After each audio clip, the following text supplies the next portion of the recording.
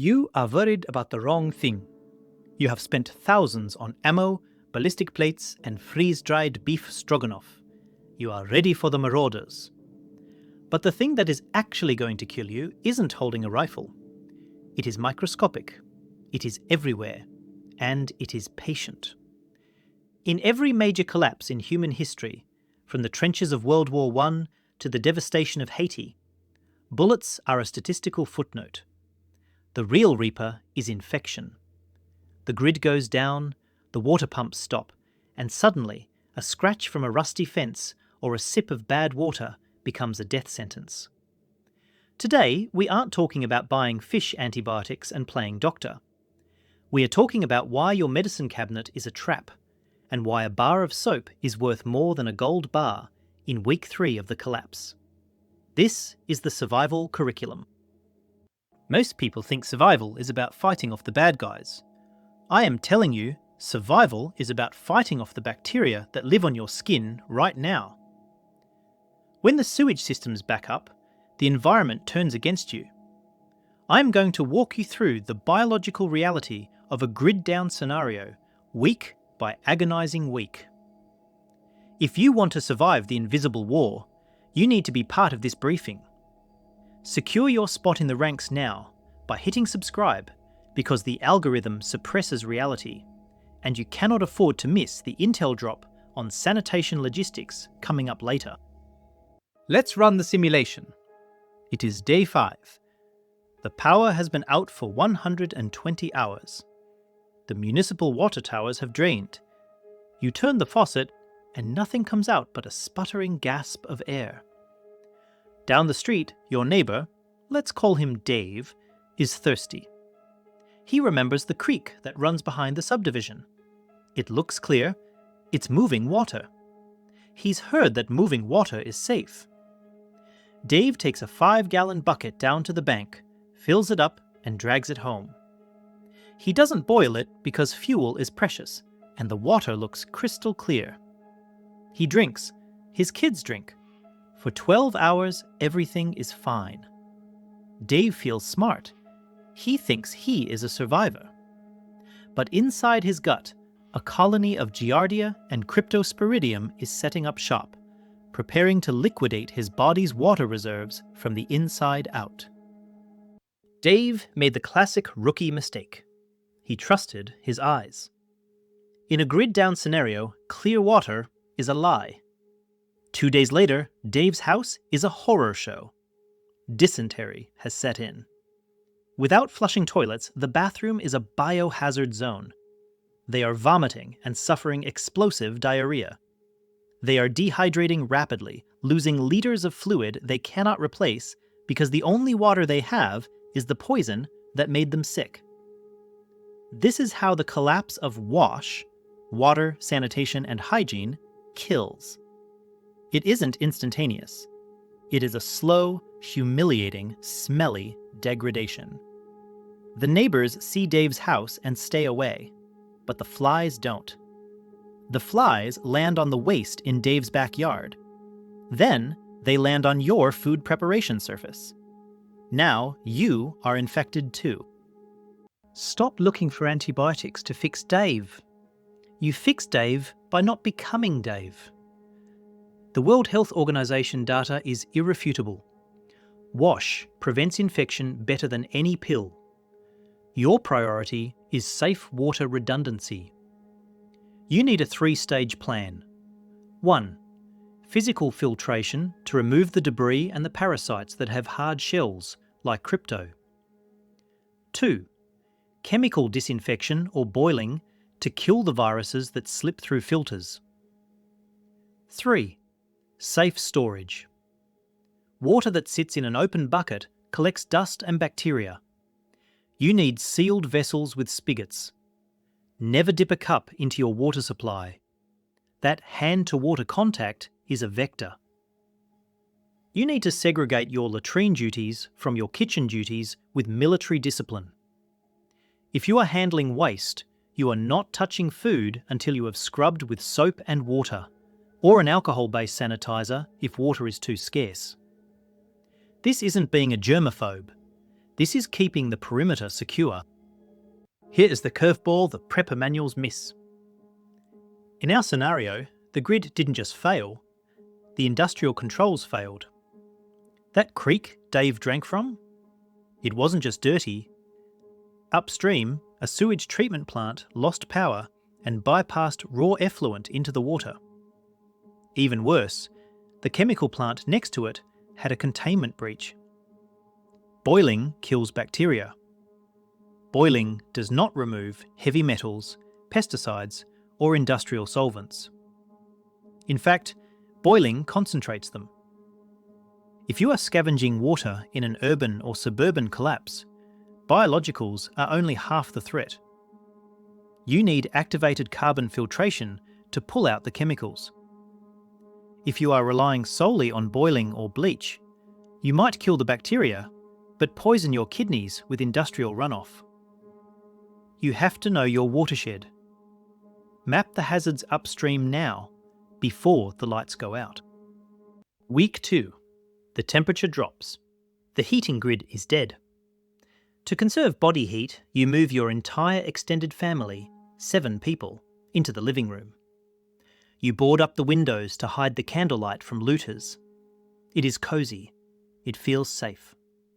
But the air in the room grows heavy and damp. Condensation drips down the walls. It smells of unwashed bodies and stale breath. Uncle Mike has a dry, hacking cough. He says it's just allergies, dust from the old blankets. But every time he coughs, he is aerosolizing millions of viral particles into a stagnant, unventilated room where 6 other people are sleeping. You have created the perfect incubator. This isn't a home anymore. It is a petri dish.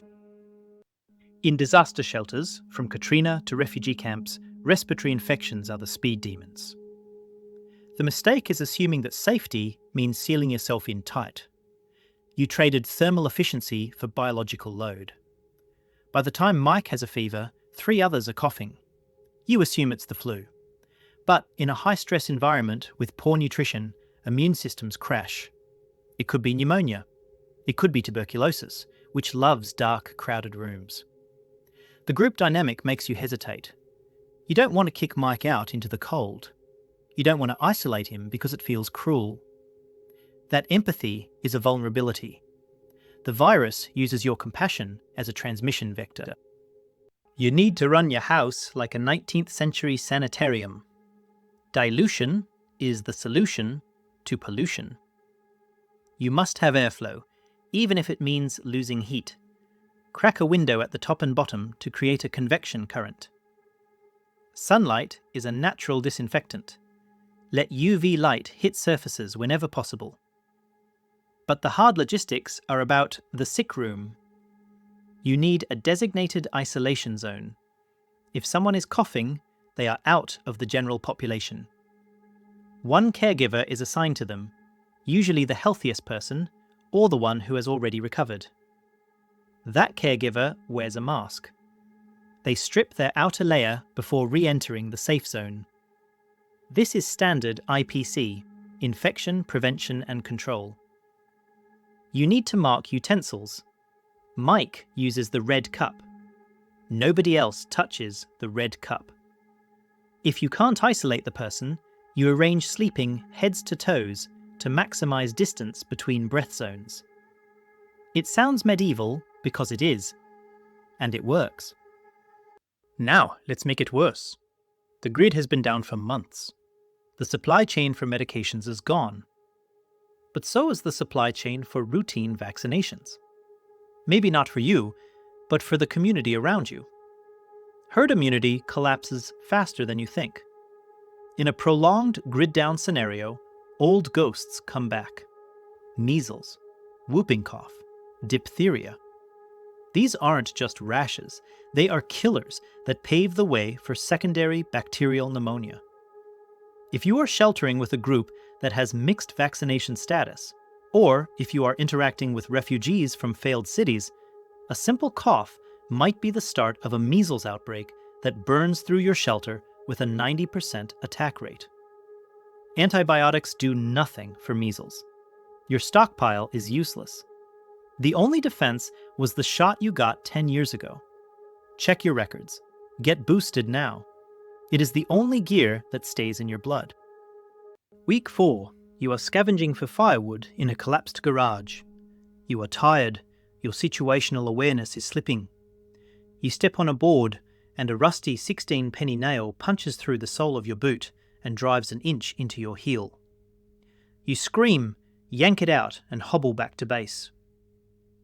The wound is small. It barely bleeds. It closes up almost immediately. You think you dodged a bullet.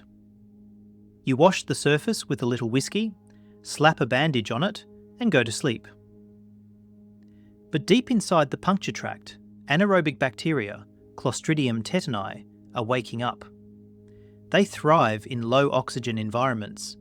You just sealed them in. The biggest Hollywood lie is the scene where the hero stitches up a dirty wound in the field. Do not do this. If you stitch a wound that hasn't been surgically debrided, you are building an abscess bomb. By closing that skin, you trap the bacteria inside with a buffet of dead tissue. 2 days later, your foot is hot, red, and throbbing. The pain is synchronized with your heartbeat. You have a fever. The infection is spreading up your lymph channels, streaks of red racing toward your heart. Now you are looking for those antibiotics. But the blood flow to the infected area is compromised by the swelling. The drugs can't get to the bugs. The solution to pollution is dilution, again. For wounds, you need volume and pressure. A little dab of peroxide does nothing but kill healthy cells. You need a 60cc syringe or a water bottle with a hole punched in the cap. You blast that wound with litres of clean water. You want to flush out the debris, the rust, the dirt. If it's a puncture, you keep it open.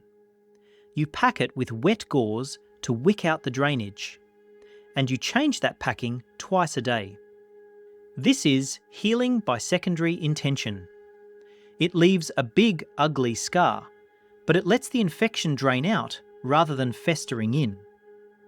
Monitor for the signs of sepsis, confusion, rapid breathing, low blood pressure. If you see those, you are in the red zone. But 90% of wound infections are preventable with immediate, high-volume irrigation. No pill replaces a good wash. Here is the nightmare variable: antimicrobial resistance, AMR. Let's say you do everything right, or you take the antibiotics you scavenged. But the bacteria on that nail wasn't normal staph. It was MRSA, methicillin-resistant Staphylococcus aureus, picked up from a previous visit to a crowded shelter or a hospital ruin. The standard amoxicillin in your bug-out bag is like throwing ping-pong balls at a tank. MRSA laughs at it. The infection continues to consume your soft tissue, turning it necrotic. You are taking pills, so you have a false sense of security, but the redness keeps expanding. In a grid-down world, a resistant organism turns a minor injury into an amputation case. And since you don't have a bone saw or an anesthesiologist, that injury becomes a terminal event.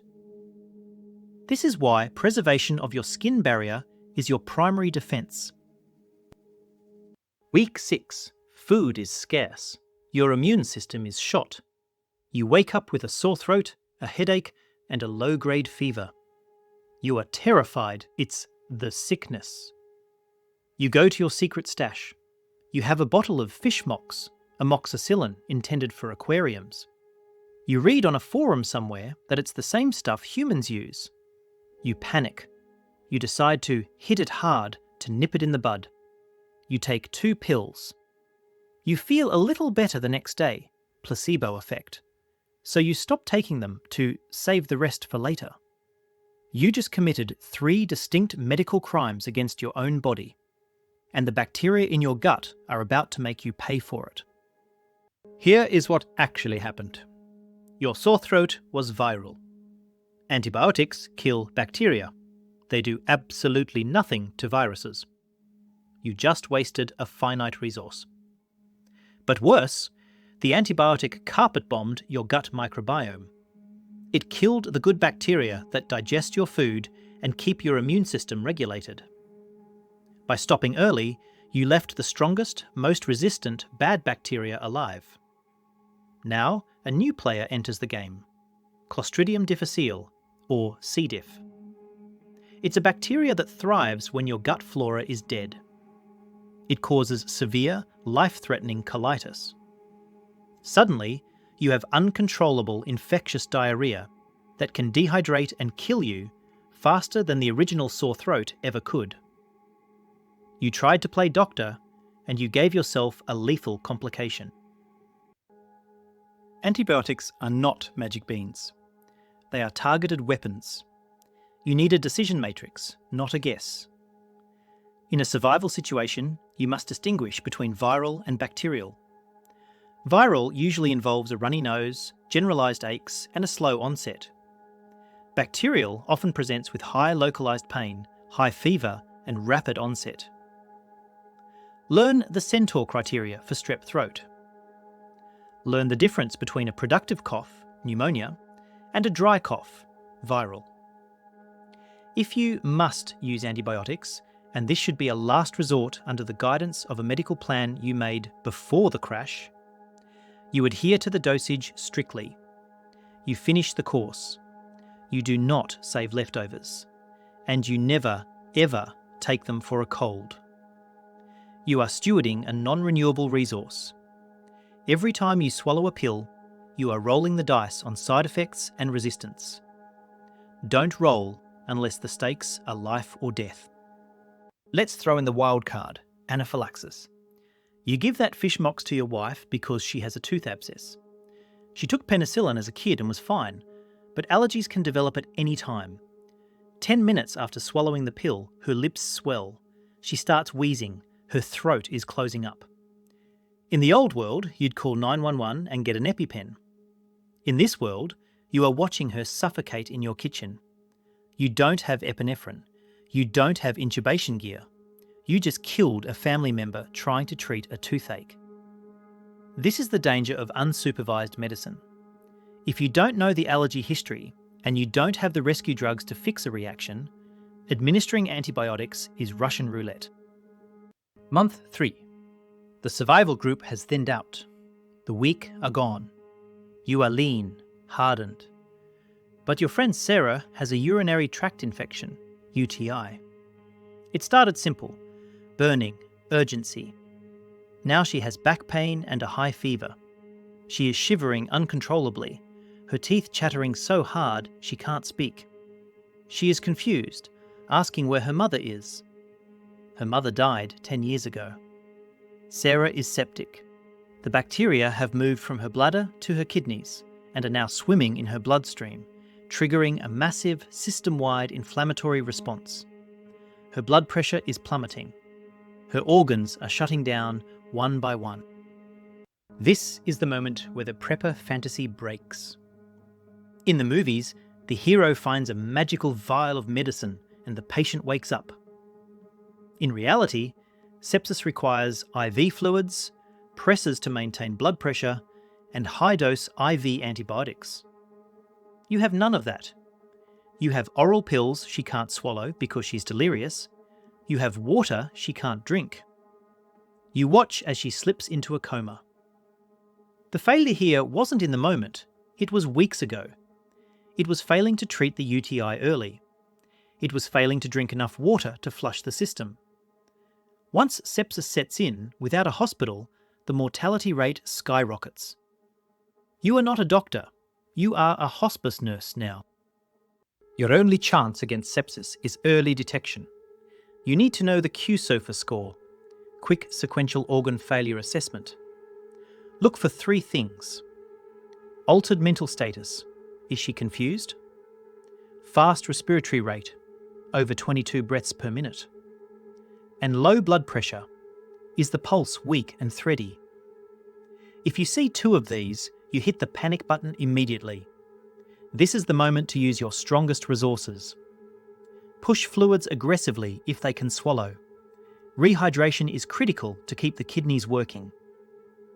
If you have that emergency course of antibiotics prescribed by your doctor for travel or disaster, this is when you use it. Not for a sniffle, but for this. You attack the infection with everything you have before the organs fail. Speed is life. Waiting to see if she gets better is a death sentence. The final complication is the calendar. Antibiotics expire. Some become less effective. Others, like tetracycline, can become toxic. By month 3, the easy scavengers are gone. The pharmacies have been looted. The drugs in your stash are degrading in the heat. The bacteria, however, are evolving. They are breeding faster than you can reload. We are entering a post-antibiotic era rapidly. In a long-term collapse, we revert to the year 1900. The survivors will be the ones who didn't need the drugs in the first place, because they mastered hygiene, nutrition, and wound care. The pill was a crutch. The crutch is broken. Now you have to walk. We have spent the last 40 minutes dismantling the fantasy. You can't shoot a virus. You can't intimidate a bacteria. The stockpile of pills you are hoarding is a ticking time bomb of resistance and side effects if you don't know how to use it. The true survivalist isn't the guy with the most guns. It's the guy who boils his water, washes his hands, and cleans his wounds with obsessive precision. The grid might come back online one day. The lights might turn on. But the biological threats we've unleashed, the resistant strains, the old diseases, they aren't going back in the box. Surviving the infection is just the first filter. Once you survive the microbes, you have to survive the people who didn't. The ones who are desperate, sick, and looking for what you have. Next time, we are going to talk about what happens when the quarantine zones fail and the biological threat becomes a tactical one. You need to be ready for the breach. If you want to survive the human element of the collapse, you need to be here for the next briefing. Secure your spot now. You survived the simulation. Now survive the reality. Equip yourself at the official supply depot. Because if the world is going to end, you might as well look prepared.